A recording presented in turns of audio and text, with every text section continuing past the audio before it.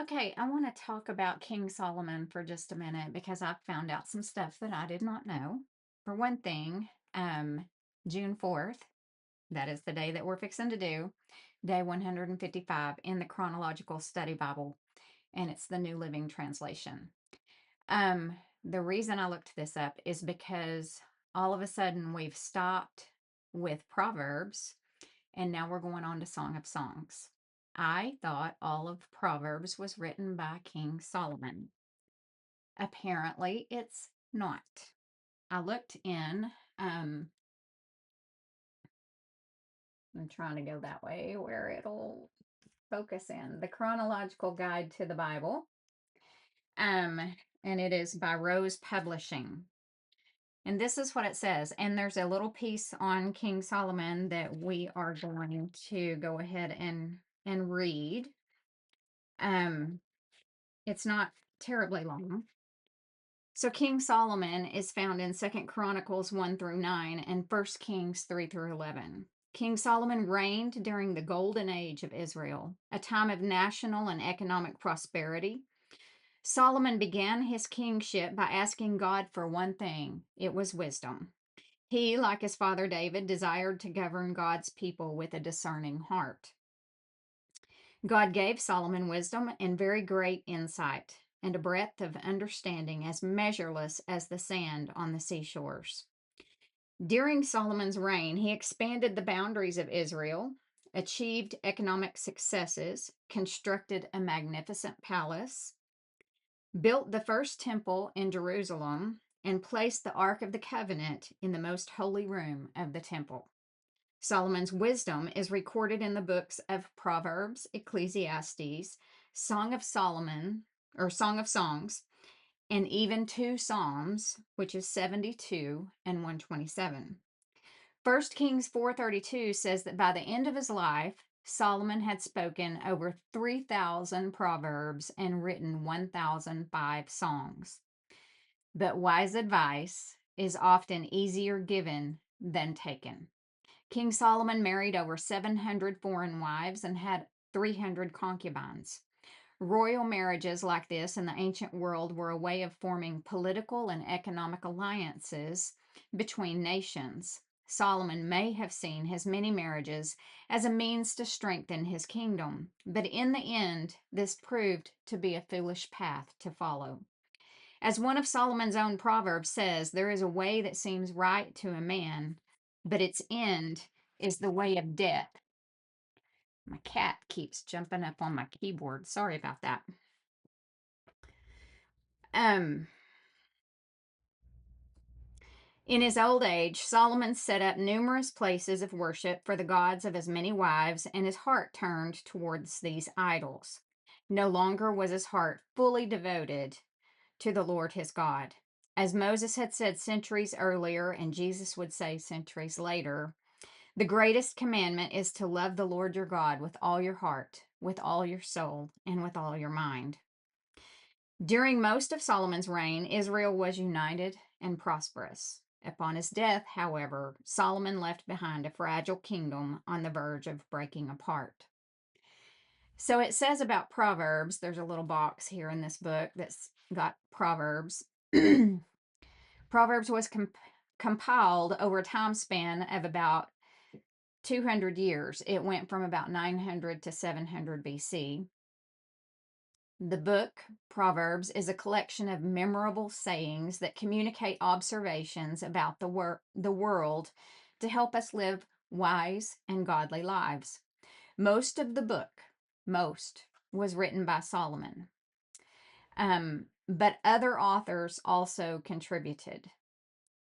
So we've got, you know, obviously we left off at like 24 yesterday, I think.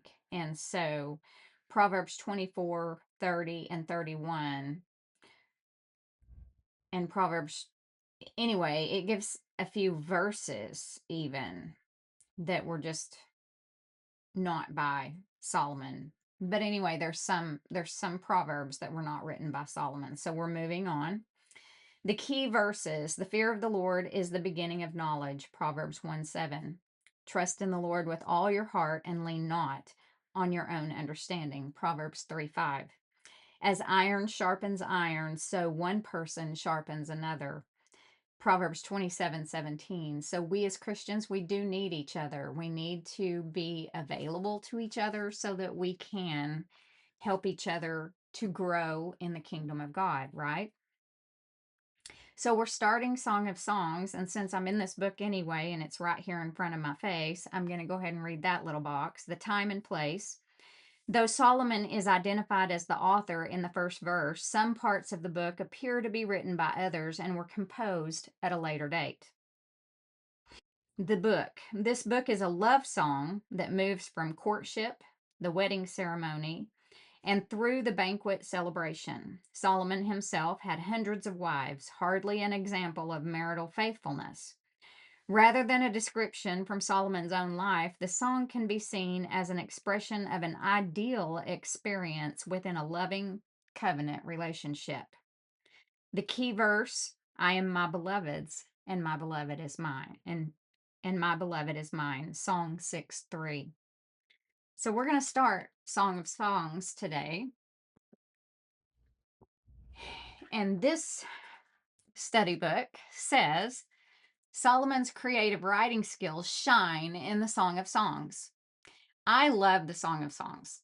My mom did not. She didn't even think it belonged in the Bible. Of course, God said it did, and so it is in our Bible.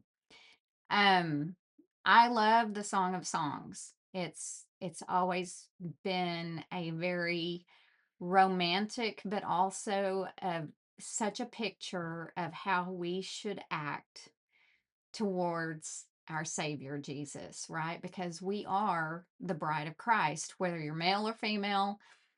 When you're a Christian, you're the bride, and we all collectively are the bride, and we each individually are the bride, right? So it's a drama about an unlikely Shulamite shepherdess being loved by the king. The Shulamite faces an identity crisis. How many of us face identity crises? She doesn't think she is qualified to receive the king's love. Amen. Surprisingly, the king desires her and they exchange intimate endearments. A brief interruption in their relationship occurs, but it is quickly restored. They experience a second interruption when the Shulamite refuses the king's advances. As she searches for him, she is beaten by the gatekeepers who tear off her veil. When questioned by her friends, she describes the king in intimate detail. Throughout the story, the king describes the beauty of his beloved. The drama concludes with the joy of family at the restoration of their relationship. Many theologians have applied this drama to the Christian life, and I myself do. I also apply it to a marriage relationship. It has double meaning. The troubles in of Songs 3 and 5 offer a glimpse of the distance believers sometimes feel from God as they walk by faith. The beloved's many affirmations of the king address the identity crisis believers often experience as they relinquish the old and embrace the new. Family and friends from Jerusalem observe the beloved's transformation and celebrate.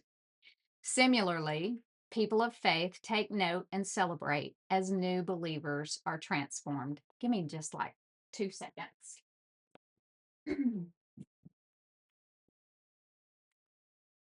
Sorry. Okay, Song of Songs, chapter 1, verse 1. This is Solomon's Song of Songs, more wonderful than any other.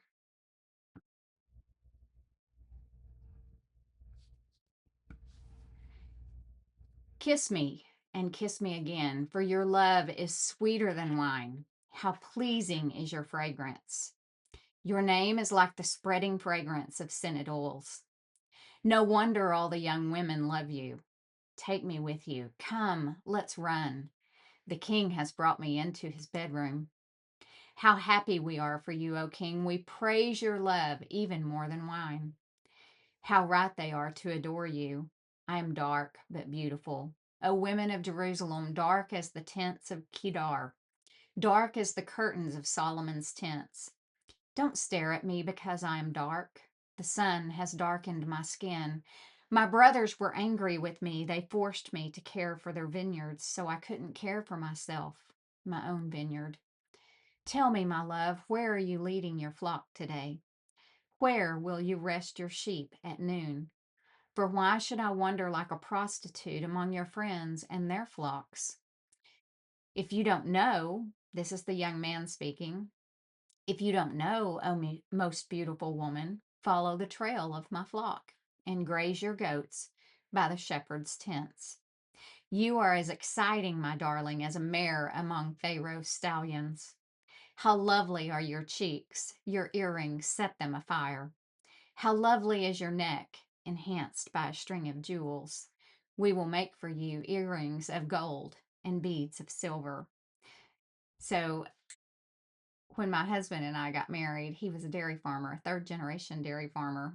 And up here he compares her to a horse. And we know that, Solomon had many horses in his stables, and they were a big deal to him. I always got compared to heifers and cows. And it was in a very loving manner, and it was okay because I knew where it came from his heart. So when Solomon compared her to one of his beloved horses, I'm sure that she knew where it was coming from his heart. So the young woman is speaking again. The king is lying on his couch, enchanted by the fragrance of my perfume. My lover is like a sachet of myrrh lying between my breast. He is like a bouquet of sweet henna blossoms from the vineyards of Engedi. The young man. How beautiful you are, my darling. How beautiful. Your eyes are like doves. The young woman. You are so handsome, my love. Pleasing beyond words. The soft grass is our bed. Fragrant cedar branches are the beams of our house, and pleasant smelling firs are the rafters. The young woman. I am the spring crocus blooming on the Sharon plain, the lily of the valley. The young man. Like a lily among thistles is my darling among young women. The young woman. Like the finest apple tree in the orchard is my lover among other young men. I sit in his delightful shade and taste his delicious fruit. He escorts me to the banquet hall. It's obvious how much he loves me. Strengthen me with raisin cakes, refresh me with apples, for I am weak with love. His left arm is under my head, and his right arm embraces me. Promise me, O women of Jerusalem, by the gazelles and wild deer, not to awaken love until the time is right. Ah, I hear my lover coming. He is leaping over the mountains, bounding over the hills. My lover is like a swift gazelle or a young stag. Look, there he is behind the wall, looking through the window, peering into the room. My lover said to me, Rise up, my darling. Come away with me, my fair one. Look, the winter is past, and the rains are over and gone. The flowers are springing up. The season of singing birds has come, and the cooing of turtle doves fills the air. The fig trees are forming young fruit, and the fragrant grapevines are blossoming. Rise up, my darling. Come away with me, my fair one. So it's spring, the winter is over, and he's coming to snap. This is kind of a picture. It is a picture of the betrothal and the wedding and the marriage of the Hebrews and how they celebrated it. And he come to they would come. My pastor's wife actually spoke about this yesterday at a ladies' fellowship. And they would come sometimes and snatch the bride out through the window, which is a picture of the rapture, right? Because we are supposed to be preparing ourselves for our wedding. Because once we accept Christ, we are betrothed to him. And so we are the bride. And he's saying, Rise up, my darling. Come away with me, my fair one. The young man, my dove is hiding behind the rocks, behind an outcrop on the cliff. Let me see your face. Let me hear your voice, for your voice is pleasant and your face is lovely. Young women of Jerusalem, so these are women in the town. Catch all the foxes, those little foxes, before they ruin the vineyard of love, for the grapevines are blossoming. The young woman, my lover is mine, and I am his. He browses among the lilies before the dawn breezes blow and the night shadows flee. Return to me, my love, like a gazelle or a young stag on the rugged mountains. And we continue with the young woman. One night as I lay in bed, I yearned for my lover. I yearned for him, but he did not come. So I said to myself, I will get up and roam the city, searching in all its streets and squares. I will search for the one that I love. So I searched everywhere, but did not find him. The watchmen stopped me as they made their rounds, and I asked, have you seen the one that I love? Then scarcely had I left them when I found my love. I caught and held him tightly. Then I brought him to my mother's house, into my mother's bed, where I had been conceived. Promise me, O women of Jerusalem, by the gazelles and wild deer, not to awaken love until the time is right. The young women of Jerusalem. Who is this sweeping in from the wilderness like a cloud of smoke? Who is it? Fragrant with myrrh and frankincense and every kind of spice. Look, it is Solomon's carriage, surrounded by 60 heroic men, the best of Israel's soldiers. They are all skilled swordsmen, experienced warriors. Each wears a sword on his thigh, ready to defend the king against an attack in the night. King Solomon's carriage is built of wood imported from Lebanon. Its posts are silver, its canopy gold, its cushions are purple. It was decorated with love by the young women of Jerusalem. So the young woman, come out to see King Solomon, young women of Jerusalem. He wears the crown his mother gave him on his wedding day, his most joyous day. The young man, you are beautiful, my darling, beautiful beyond words. Your eyes are like doves behind your veil. Your hair falls in waves like a flock of goats winding down the slopes of Gilead. Your teeth are as white as sheep, recently shorn and freshly washed. Your smile is flawless, each tooth matched with its twin. Your lips are like scarlet ribbon. Your mouth is inviting. Your cheeks are like rosy pomegranates behind your veil. Your neck is as beautiful as the Tower of David, jeweled with the shields of 1,000 heroes. Your breasts are like two fawns, twin fawns of a gazelle grazing among the lilies. Before the dawn breezes blow and the night shadows flee, I will hurry to the mountain of myrrh and to the hill of frankincense. You are altogether beautiful, my darling, beautiful in every way. Come with me from Lebanon, my bride. Come with me from Lebanon. Come down from Mount Amana, from the peaks of Senir and Hermon, where the lions have their dens and leopards live among the hills. You have captured my heart, my treasure, my bride. You hold it hostage with one glance of your eyes, with a single jewel of your necklace. Your love delights me. My treasure, my bride, your love is better than wine, your perfume more fragrant than spices. Your lips are as sweet as nectar, my bride. Honey and milk are under your tongue. Your clothes are scented like the cedars of Lebanon. You are my private garden, my treasure, my bride, a secluded spring, a hidden fountain. Your thighs shelter a paradise of pomegranates with rare spices, henna with nard and saffron, fragrant calamus and cinnamon, with all the trees of frankincense, myrrh and aloes and every other lovely spice.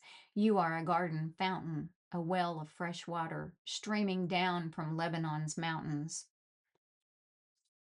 The young woman, awake, north wind, rise up, south wind, blow on my garden and spread its fragrance all around. Come into your garden, my love, taste its finest fruits. The young man, I have entered my garden, my treasure, my bride. I gather myrrh with my spices and eat honeycomb with my honey. I drink wine with my milk. The young women of Jerusalem, O lover and beloved, eat and drink. Yes, drink deeply of your love. The young woman, I slept, but my heart was awake when I heard my lover knocking and calling. Open to me, my treasure, my darling, my dove, my perfect one. My head is drenched with dew, my hair with the dampness of the night. But I responded, I have taken off my robe. Should I get dressed again? I have washed my feet. Should I get them soiled? My lover tried to unlatch the door, and my heart thrilled within me. I jumped up to open the door for my love, and my hands dripped with perfume. My fingers dripped with lovely myrrh as I pulled back the bolt. I opened to my lover, but he was gone. My heart sank. I searched for him, but could not find him anywhere. I called to him, but there was no reply. The night watchmen found me as they made their rounds. They beat and bruised me and stripped off my veil. Those watchmen on the walls. Make this promise, O women of Jerusalem. If you find my lover, tell him I am weak with love. The young women of Jerusalem. Why is your lover better than all others, O woman of rare beauty? What makes your lover so special that we must promise this? The young woman. My lover is dark and dazzling, better than 10,000 others. His head is finest gold. His wavy hair is black as a raven. His eyes sparkle like doves beside springs of water. They are set like jewels washed in milk. His cheeks are like gardens of spices, giving off fragrance. His lips are like lilies perfumed with myrrh. His arms are like rounded bars of gold set with beryl.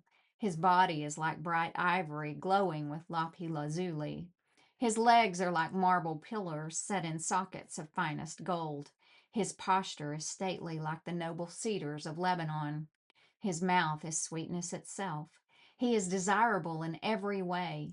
Such, O women of Jerusalem, is my lover, my friend. Young women of Jerusalem, this is chapter 6.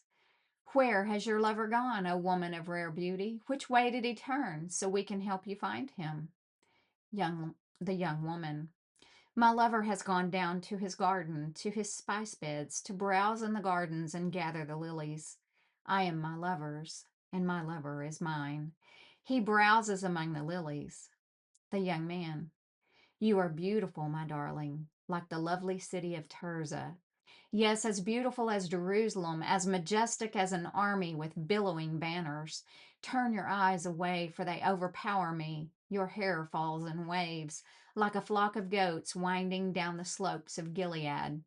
Your teeth are as white as sheep that are freshly washed. Your smile is flawless, each tooth matched with its twin. Your cheeks are like rosy pomegranates behind your veil. Even among 60 queens and 80 concubines and countless young women, I would still choose my dove, my perfect one. The favorite of her mother, dearly beloved by the one who bore her. The young women see her and praise her. Even queens and royal concubines sing her praises. Who is this arising like the dawn, as fair as the moon, as bright as the sun, as majestic as an army with billowing banners? The young woman. I went down to the grove of walnut trees and out to the valley to see the new spring growth, to see whether the grapevines had budded or the pomegranates were in bloom. Before I realized it, my strong desires had taken me to the chariot of a nobleman. The young women of Jerusalem. Return, return to us, O maid of Shulam. Come back, that we may see you again. The young man. Why do you stare at this young woman of Shulam as she moves so gracefully between two lines of dancers? How beautiful are your sandaled feet, O queenly maiden. Your rounded thighs are like jewels, the work of a skilled craftsman. Your navel is perfectly formed, like a goblet filled with mixed wine. Between your thighs lies a mound of wheat bordered with lilies. Your breasts are like two fawns, thin fawns of a gazelle. Your neck is as beautiful as an ivory tower. Your eyes are like the sparkling pools in Heshbon by the gate of Bath Rabbim. Your nose is as fine as the Tower of Lebanon overlooking Damascus. Your head is as majestic as Mount Carmel, and the sheen of your hair radiates royalty. The king is held captive by its tresses. Oh, how beautiful you are! How pleasing, my love! How full of delights! You are slender like a palm tree, and your breasts are like its clusters of fruit. I said, I will climb the palm tree and take hold of its fruit. May your breasts be like grape clusters, and the fragrance of your breath like apples. May your kisses be as exciting as the best wine. The young woman, yes, wine that goes down smoothly for my lover, flowing gently over lips and teeth. I am my lover's, and he claims me as his own.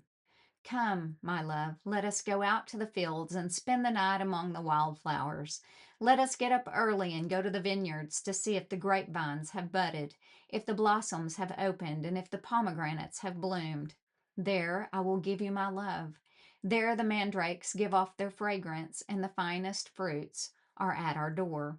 New delights as well as old, which I have saved for you, my lover. The young woman. Oh, I wish you were my brother who nursed at my mother's breast. Then I could kiss you no matter who was watching, and no one would criticize me. I would bring you to my childhood home, and there you would teach me.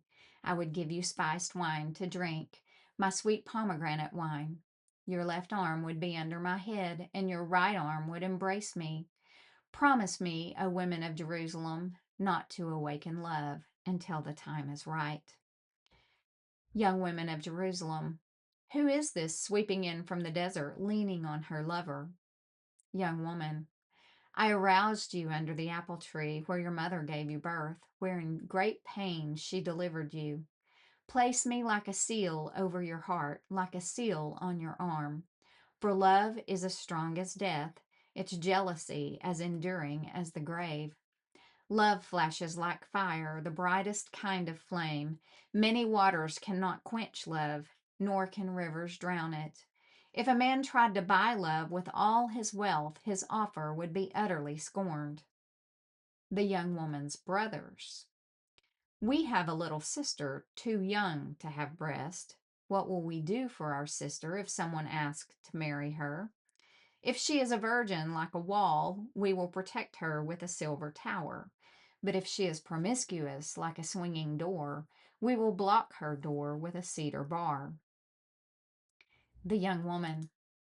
I was a virgin like a wall. Now my breasts are like towers. When my lover looks at me, he is delighted with what he sees.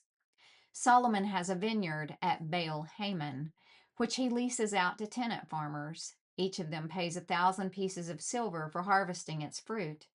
But my vineyard is mine to give, and Solomon need not pay 1,000 pieces of silver. But I will give 200 pieces to those who care for its vines. The young man.